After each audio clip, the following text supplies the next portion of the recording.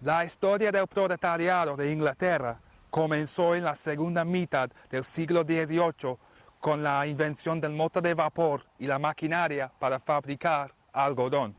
Estas invenciones son las que dieron lugar a la revolución industrial que cambió la sociedad. Y como Inglaterra es el hogar de la chispa que llevó a la industrialización del planeta, también el país es hogar de su mayor producto, el proletariado. Y la ciudad de Manchester, donde todo esto tuvo lugar, es el sitio perfecto para mejor entender la gente que la revolución industrial engendró. La revolución industrial marcó la época del capitalismo con esteroides. Pero aunque no lo parece, esa época no fue el comienzo de los sistemas económicos y mucho menos de la humanidad. Y vamos a tener que retroceder en el tiempo antes de hablar de las condiciones de los trabajadores aquí en Manchester, bajo el nuevamente evolucionado capitalismo que tragaba todo a su alrededor. Porque para mejor entender esa gente hay que saber de dónde vino. Antes de las fábricas y la maquinaria, el trabajo se hizo en casa. Las mujeres, tantas las madres como las hijas, desempeñaron el trabajo de hilar el hilo que después vendría el padre. Ellos vivían en el campo y era fácil sobrevivir de lo que ganaban, porque el mercado donde vendían sus cosas era el único. O sea, no había comenzado la era de globalización y la presión agobiadora de competición que crea la conquista de mercados extranjeros. Adicionalmente, comercialmente, había una demanda para los productos de la época, que aumentaba a medida que crecía la población, lo que mantenía todos en empleos, y además era imposible que los demás aldeanos invadiesen el territorio del otro debido a la distribución extendida de las casas de los pueblos. Así era posible rentar un poco de tierra para cultivar y el resto de su tiempo se dedicaba al ocio. El campesino podía hilar cuando quisiera y con las ganancias rentar un poco de tierra o una granja para cultivar, aunque era muy normal que esos tejedores eran muy malos para la agricultura y su manera de trabajar fue ineficaz. Aún así, era posible ganarse la vida viviendo así. Por ese entonces la gente todavía no fue proletariado, porque tuvo un interés en la tierra y era bien asentado. La vida era estable y tenía una existencia cómoda. La gente era honesta y piadosa. Su condición material era mucho mejor que la de sus descendientes. No había necesidad de trabajar tanto, solo para lo que cultivaba cubriera sus necesidades. Además, disponía de tiempo para trabajar en los campos o jardines recreativamente, cosa que para ellos era pasatiempo. Esto les dio tiempo para cuidarse y estar atentos a su salud.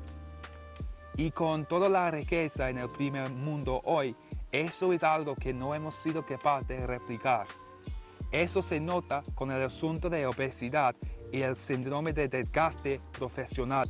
Esa gente jugaba bolas, cricket, fútbol, era saludable, fuerte y feliz. Es verdad que eran subyugados, consideraban su hacendado su superior, a quien le pedían consejos cuando era necesario. La gente era respetable.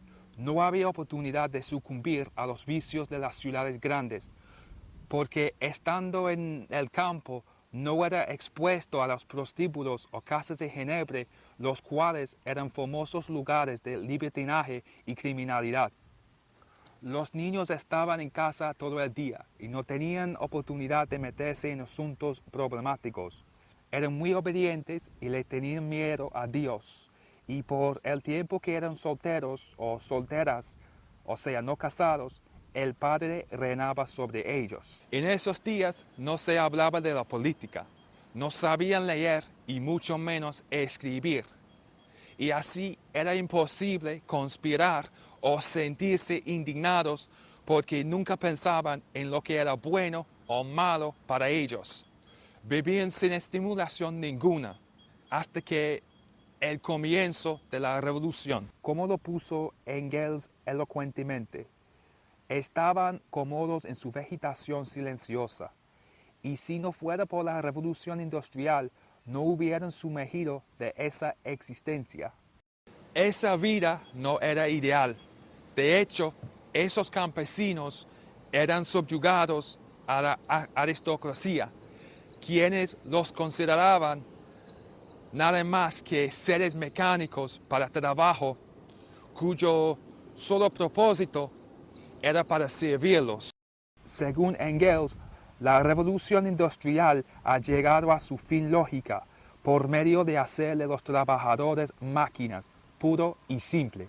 La primera invención que dio lugar a la revolución industrial fue el spinning jenny, que fue inventado en el año 1764.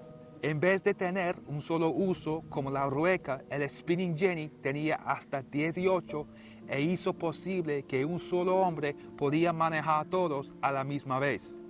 La demanda para textiles aumentaba cada vez más en consecuencia de los bienes baratos. Se necesitaban más tejedores y los salarios de esos trabajadores aumentaron. Y como el tejedor podía ganar más gracias a su spinning jenny, gradualmente abandonó su granja y se dedicó cada vez más a tejer. Gradualmente la clase de granjero desaparecía, pero como el ave fénix se regeneró como el proletariado, quien dependía y vivía de un sueldo. O sea, se había convertido en el trabajador capitalista.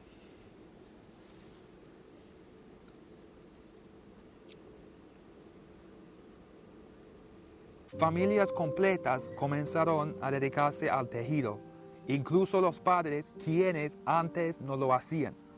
Pero como el spinning jenny requería un mano fuerte para operarlo, los padres se veían obligados a hacerlo. Toda la familia dependía del hilado, y así comenzó el trabajo que definía la revolución industrial y asimismo el paradigma que todavía gobierna nuestras vidas de muchas maneras. Cada vez que escuchamos retórica como la responsabilidad personal o el sueño americano, estamos resucitando la actitud victoriana de que escribieron Dickens y Zola. Mientras sucedía todo esto, había otro tipo de persona en los campos que hasta ese momento había sido un pequeño grupo de propietarios que se llamaban los yeomanes. Al igual que sus vecinos, los tejedores, los yeomanes habían existido en un vacío, sumidos en la misma hibernación, pero a quien se permitía vivir una vida desapercibida y transitoria con tal de que se comportaran bien.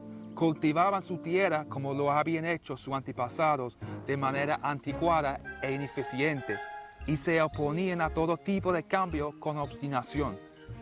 Entre ellos se encontraban ellos que habían recibido su tierra de mano en mano, generación tras generación.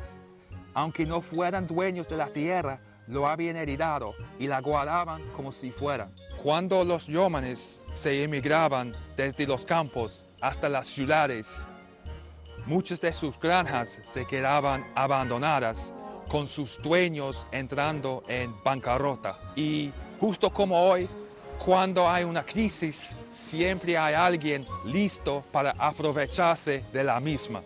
Porque por encima de las cenizas de esas granjas se estableció una nueva clase de terratenientes que se hicieron con la tierra en desuso y se quedaron con cientos de acres de tierra. Más tierra implicaba más productividad y la habilidad de cultivar la tierra a gran escala llevaba ventajas que no tenían los yeomanes. Mientras tanto, los capitalistas comenzaban a poner sus spinning jennies en edificios enormes, lo que los permitía a vender su tela más barato. Y fue así que el sistema de fabricación en masa nació. Cuanto más grande se hacía este sistema, más trabajadores requería. Y debido a todo esto, más y más campesinos migraron para trabajar. Las poblaciones multiplicaron y fueron reforzadas por los irlandeses. La expansión de la industria inglesa dependía de los irlandeses y no podía haber alcanzado a las alturas a que alcanzó si no fuera por ellos.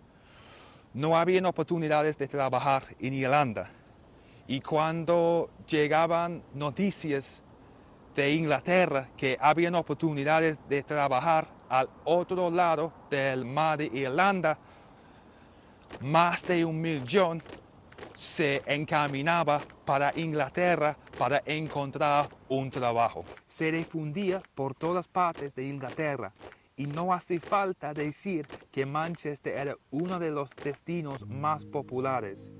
Engels no tenía muy buenas palabras para los irlandeses.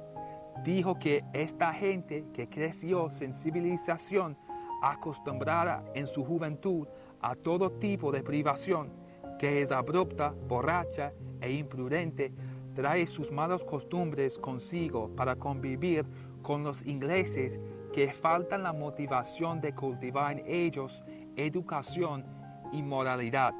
Llegaba a Inglaterra a bordo de embarcaciones en las cuales estaban aplastados como vacas. Vivían en las peores haciendas. No les importaba su ropa, solo que no se les rompía. Y era muy normal que ni siquiera tenían zapatos en los pies.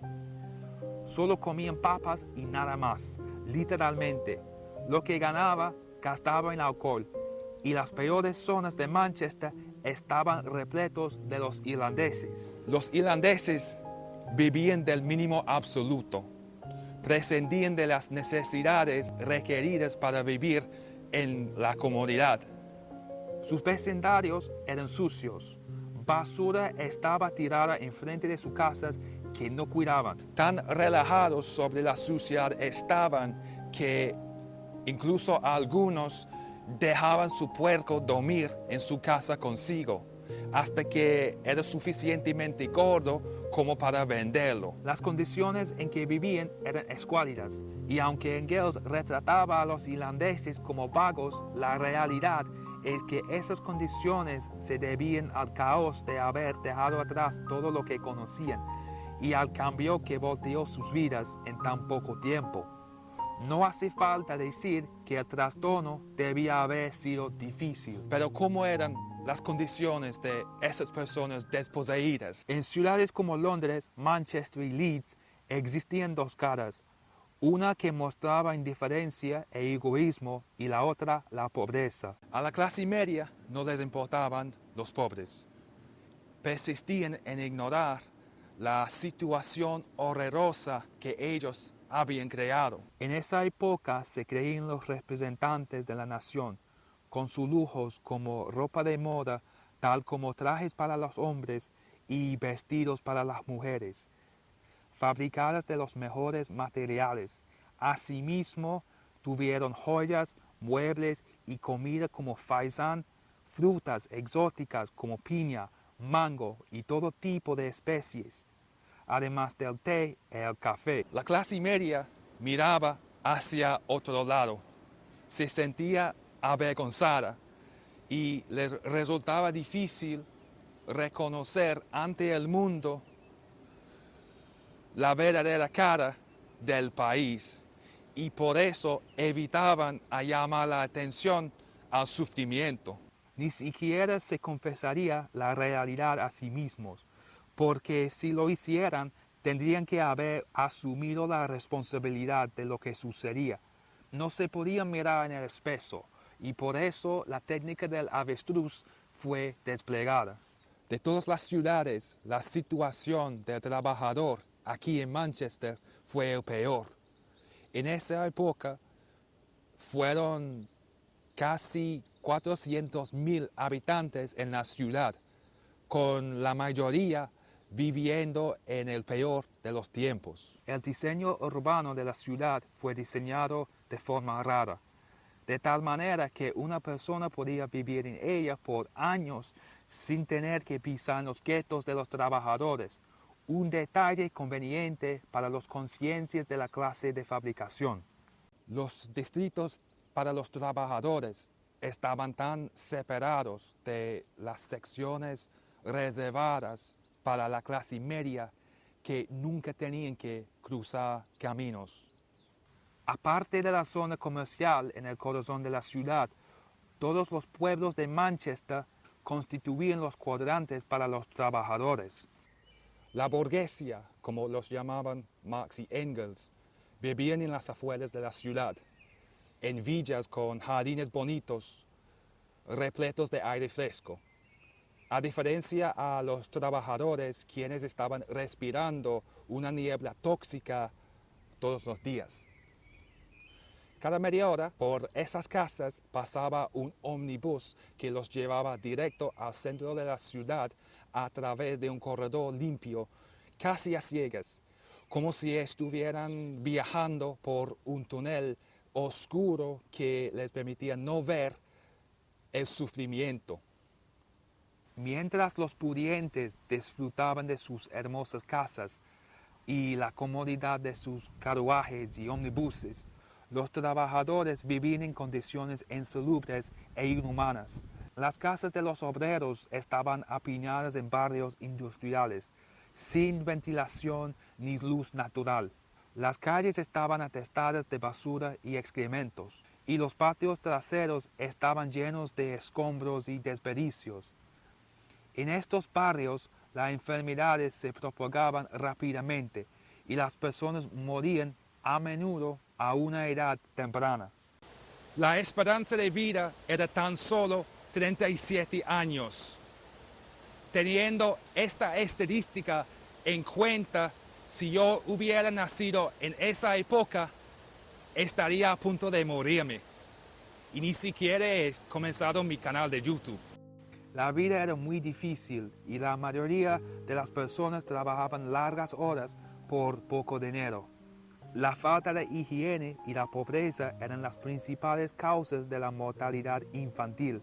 Los niños nacían en habitaciones pequeñas sin ventilación y muchos morían antes de cumplir un año. A menudo los trabajadores no tenían acceso a agua limpia y tenían que beber agua contaminada, lo que llevaba a enfermedades y a la muerte. Pero la situación de los trabajadores no era solo mala en términos de higiene y salud. También sufrían una gran injusticia económica y social. La clase obrera trabajaba en fábricas, minas, talleres, produciendo bienes que eran vendidos por los capitalistas en todo el mundo. A pesar de su trabajo arduo, los trabajadores recibían muy poco dinero por su trabajo. Vivían en la pobreza mientras los capitalistas se hacían aún más ricos. Además, los trabajadores no tenían voz ni voto en la sociedad. No tenían poder político ni influencia en las decisiones que afectaban sus vidas. Eran vistos como una masa sin importancia, como una herramienta para la producción de bienes. A pesar de las dificultades, los trabajadores seguían luchando por una vida mejor. Organizaban sindicatos, manifestaciones y huelgas para mejorar sus condiciones de vida y trabajo. Aunque a menudo se enfrentaban la violencia por parte de las autoridades y los capitalistas, los trabajadores nunca dejaron de luchar por sus derechos y su dignidad como seres humanos. Y ahora somos nosotros los que estamos recogiendo los frutos o esos beneficios de esas luchas. Y aunque todavía en el mundo de trabajo todo no es perfecto, por lo menos podemos decir que no estamos durmiendo con un puerco en la casa. Pues yo lo puedo decir, no sé a ustedes. Si han llegado a este punto del video, muchas gracias, se lo agradezco. Si te ha gustado este video, por favor déjame un me gusta en la casilla abajo y déjame un comentario quizás. Hasta el próximo video. See you later.